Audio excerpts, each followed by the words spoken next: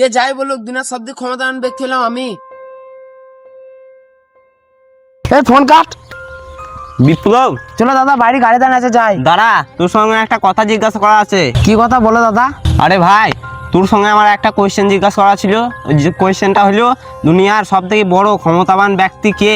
আরে দাদা, সবচেয়ে দুনিয়ার ক্ষমতাবান ব্যক্তি হচ্ছে আমি। তুই ভেবে বলছিস তো দুনিয়ার সব থেকে বড় ক্ষমতাবান ব্যক্তি তুই? আরে দাদা, তোমাকে তো বললামই তো, দুনিয়ার সবচেয়ে ক্ষমতাবান ব্যক্তি হচ্ছে আমি ছোট্ট থেকে ওর জন্য এত কিছু করলাম, তাও তো আমার নাম একবার করলো না। বেরে ভাই, চ। চলো এদিকে এসো। আচ্ছা ভাই, তোর সাথে আর একটা কোয়েশ্চেন জিজ্ঞাসা করা আছে। হ্যাঁ বলো। দুনিয়া যদি সব থেকে বড় শক্তিমান মানুষ তুই হয়, তাহলে অসহায় মানুষটাকে?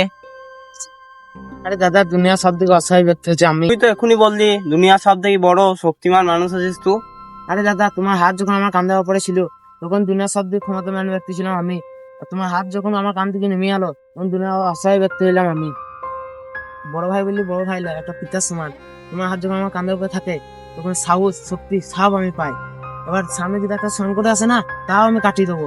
কিন্তু যখন তোমার এই হাত যখন কান থেকে নেমে যায়, তখন আমি দুনিয়ার সব থেকে অসহায় ব্যক্তি হয়ে যাই।